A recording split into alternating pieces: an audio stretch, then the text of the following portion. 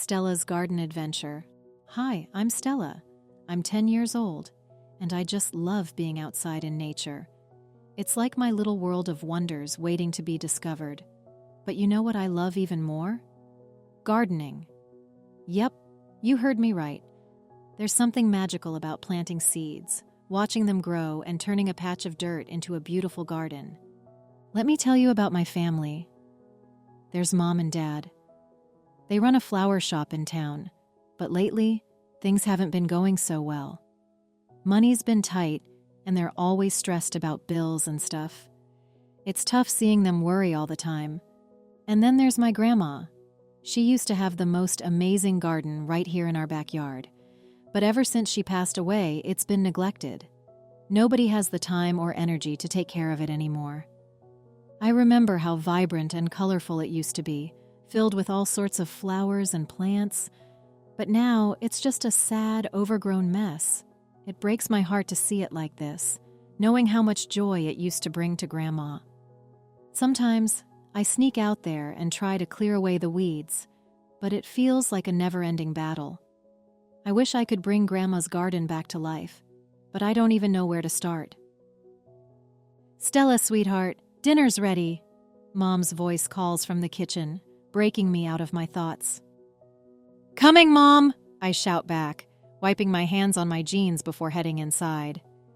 As I sit down at the dinner table with Mom and Dad, I can't help but notice the tired lines etched on their faces. They're doing their best to keep our little flower shop afloat, but it's getting harder and harder every day. "Hey, Stella, how was school today?" Dad asks, trying to lighten the mood. "It was okay," I replied, poking at my mashed potatoes. "But you know what would make it better? If we could fix up Grandma's garden." Mom and Dad exchange a glance, and I can see the worry in their eyes. They know how much Grandma's garden means to me, but they're just so busy with work. "I wish we could, sweetheart," Mom says, reaching across the table to squeeze my hand. "But with everything going on at the shop..." I nod, understanding. It's not like they don't want to help. They're just stretched thin as it is. But deep down, I can't shake the feeling that somehow I'm going to make Grandma's garden bloom again. I was rummaging through some old boxes in the attic when I stumbled upon a dusty old photo album. Curious, I blew off the dust and opened it up, revealing a treasure trove of memories. "Wow," I whispered to myself, flipping through the pages.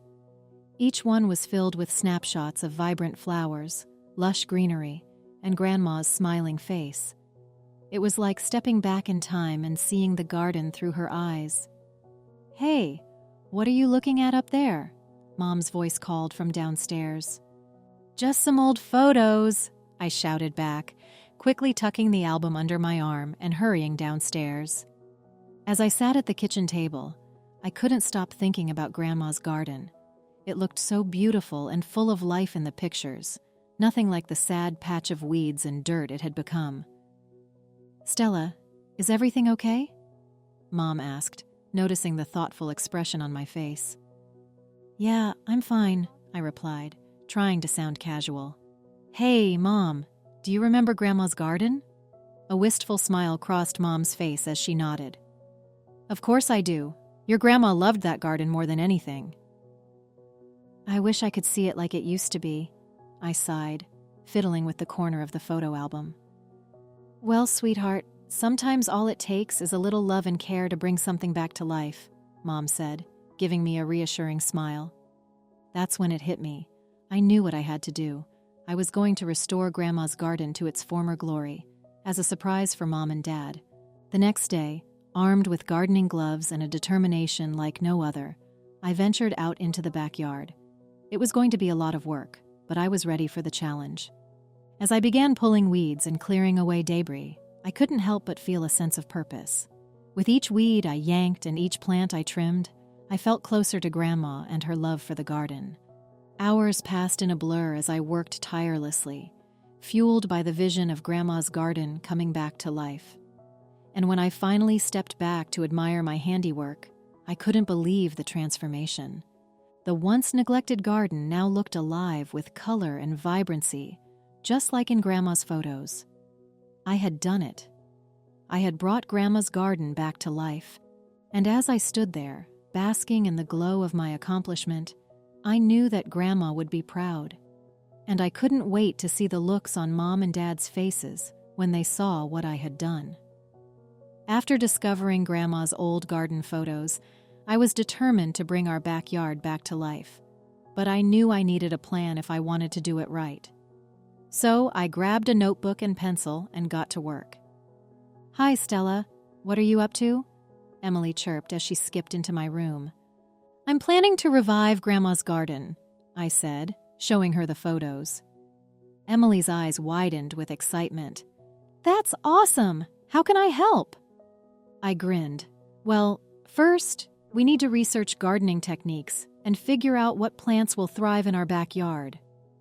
So we plopped down on the floor with my laptop and began our research. We learned all about soil types, sunlight requirements, and watering schedules. It was like going to gardening school. "Did you know that marigolds repel pests and attract butterflies?"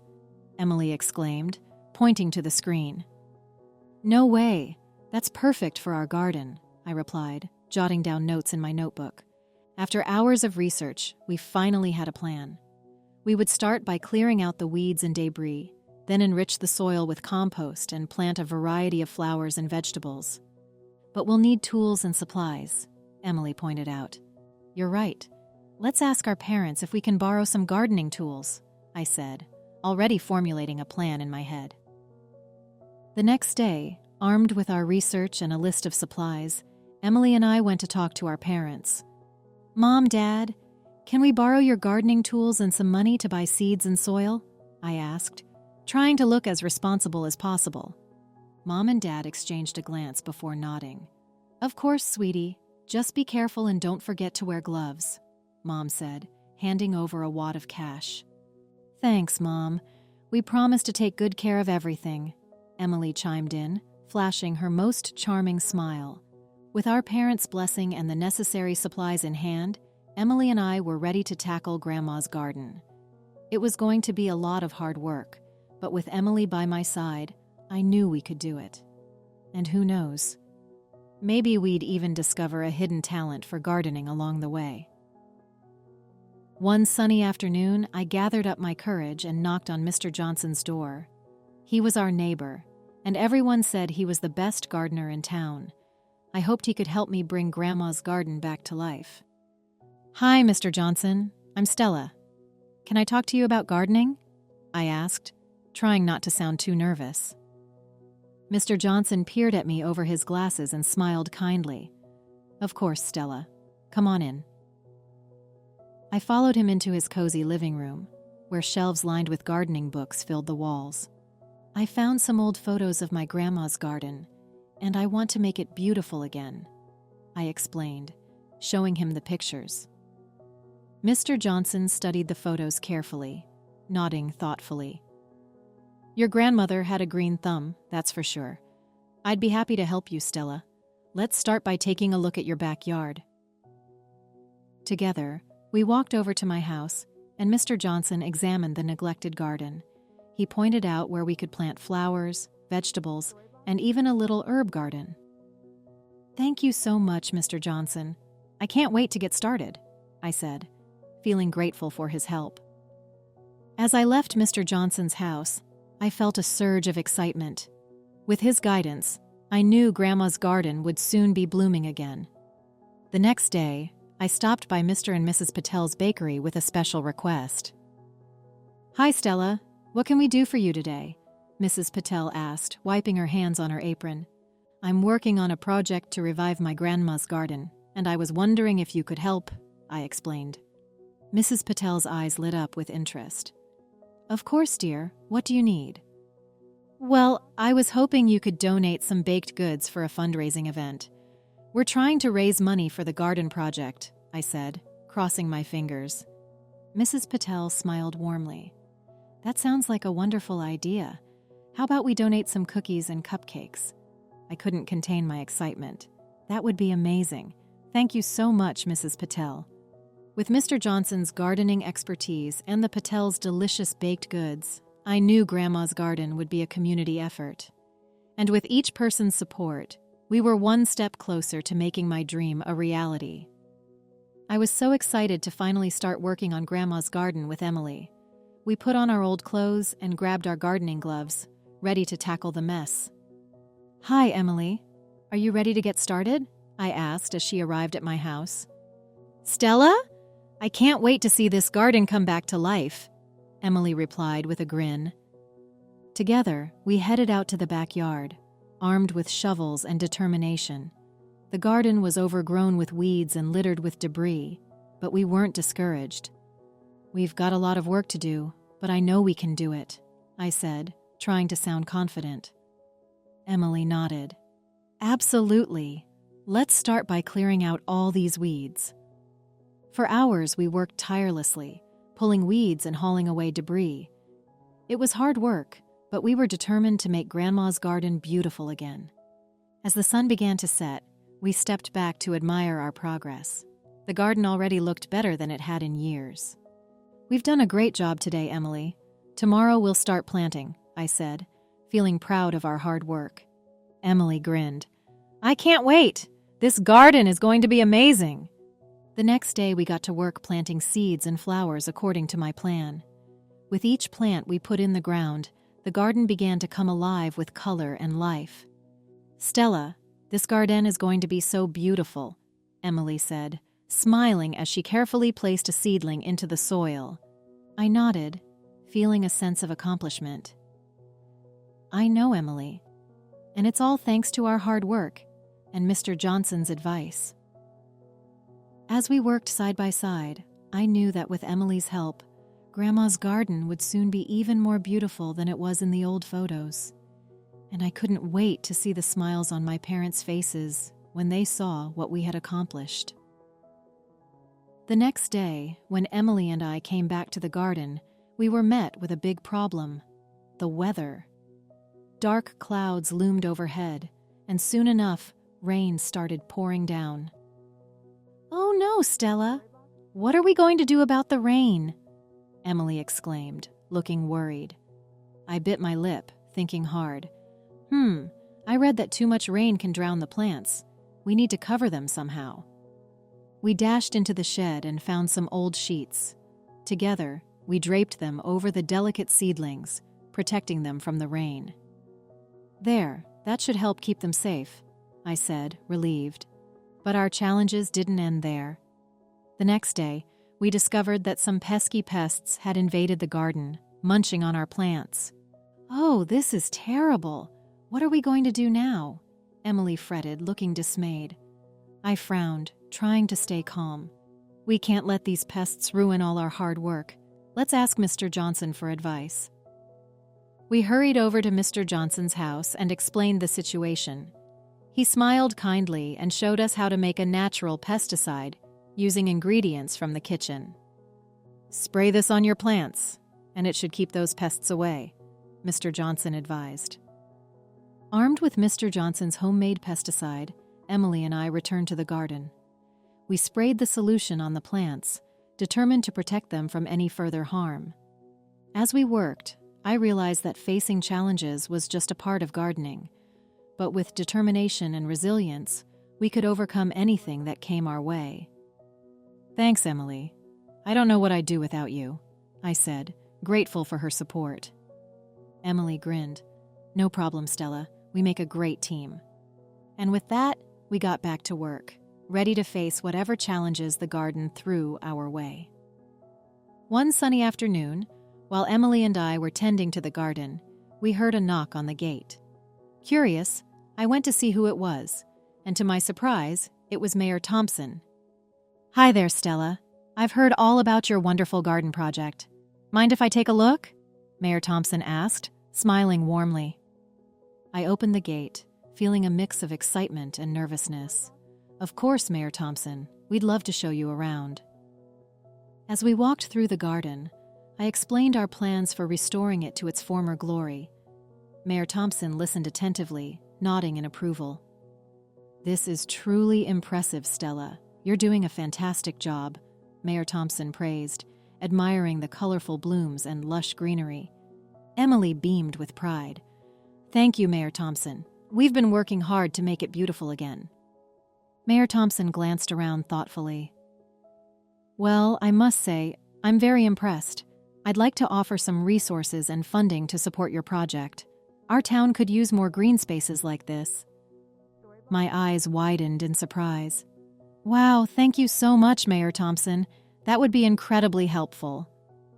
Emily grinned from ear to ear. This is amazing news, Stella. With the mayor's support, we can do even more with the garden.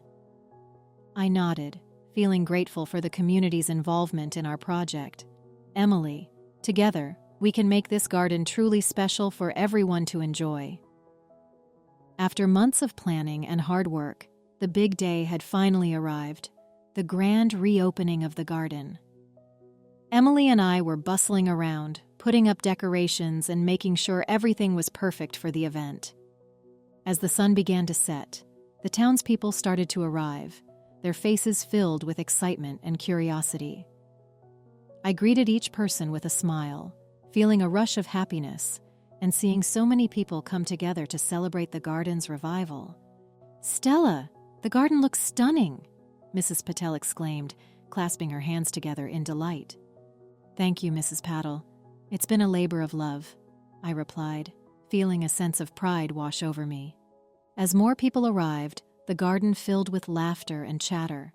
The air was filled with the sweet scent of flowers, and the sound of music added to the festive atmosphere.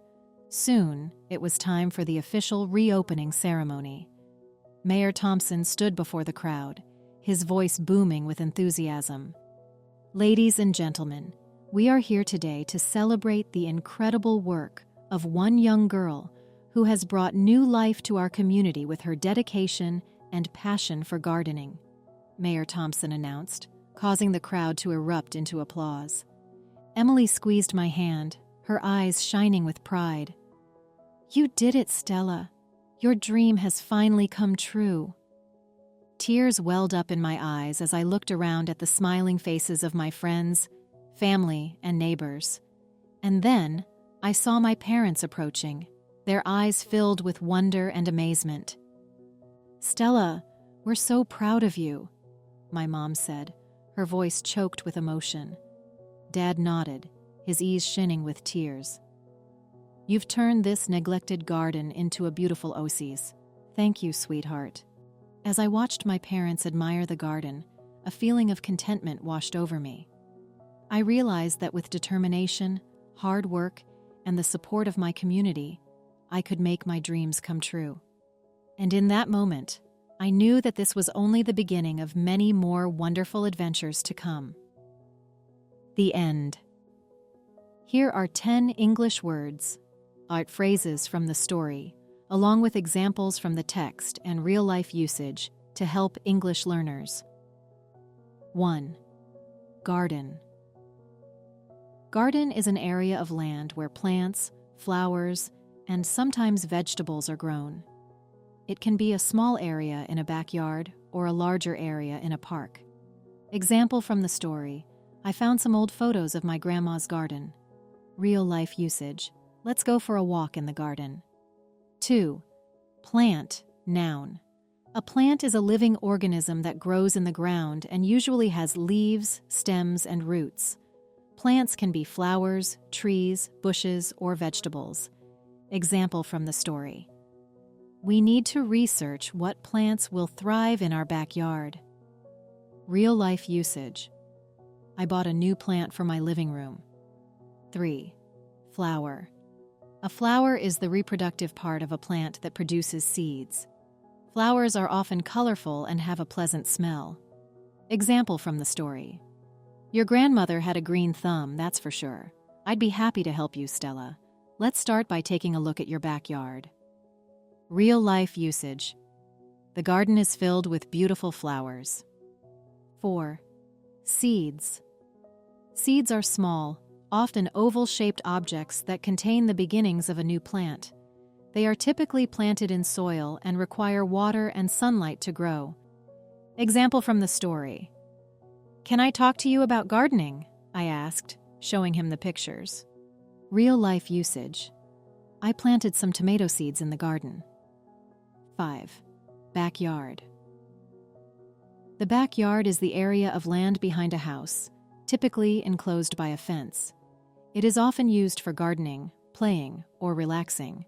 Example from the story: "We've got a lot of work to do, but I know we can do it." Real-life usage: let's have a barbecue in the backyard. 6. Help, verb. To help means to assist someone or do something together with them. Example from the story: "We make a great team." Real-life usage: can you help me with my homework? 7. Rain. Rain is water that falls from the sky and drops. It is an important source of water for plants and animals. Example from the story: "Oh no, Stella. What are we going to do about the rain?" Real-life usage: don't forget your umbrella, it's going to rain. 8. Sun. The sun is the star that provides light and heat to the earth. It is essential for plants to grow through a process called photosynthesis. Example from the story: the next day, we discovered that some pesky pests had invaded the garden, munching on our plants. Real-life usage: the sun is shining, let's go to the beach. 9. Clouds. Clouds are collections of water droplets or ice crystals in the atmosphere. They often appear as white or gray masses in the sky. Example from the story: one sunny afternoon, while Emily and I were tending to the garden, we heard a knock on the gate. Real-life usage: the sky is full of dark clouds, it might rain soon. 10. Flower shop. A flower shop is a store where flowers, bouquets, and floral arrangements are sold.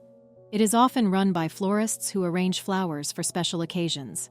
Example from the story: there's Mom and Dad.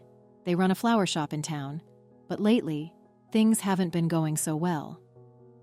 Real-life usage: I bought some roses from the flower shop for my mom's birthday. From the story, readers can learn several important things. Nature is important.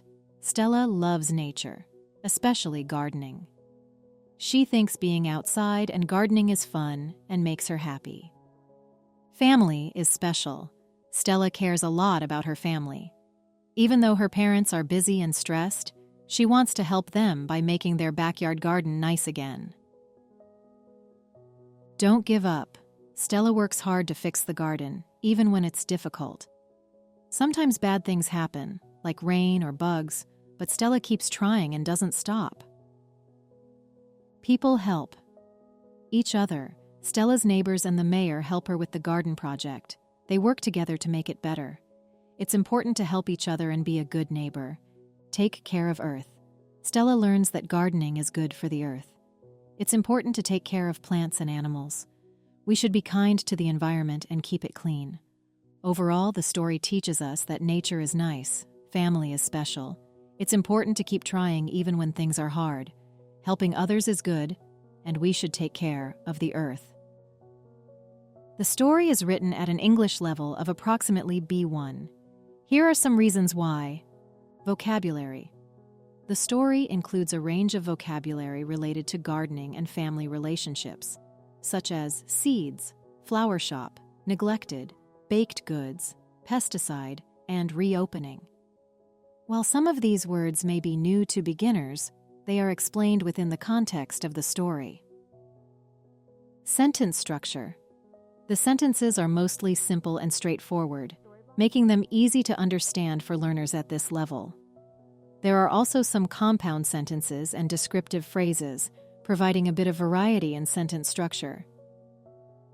Story complexity. The story follows a clear narrative arc with a beginning, middle, and end, making it easy for readers to follow along. While there are some challenges and obstacles faced by the characters, they are resolved in a straightforward manner. Dialogue. The dialogue between characters is natural and conversational, reflecting how people actually speak in real life. It helps to develop the characters' personalities and move the story forward. Overall, the story is accessible to learners at the B1 level, providing an engaging and enjoyable reading experience while also offering opportunities for vocabulary expansion and comprehension practice. This story and voiceover have been provided by English Made Easy. Learn through stories. Copying or re-uploading is strictly prohibited.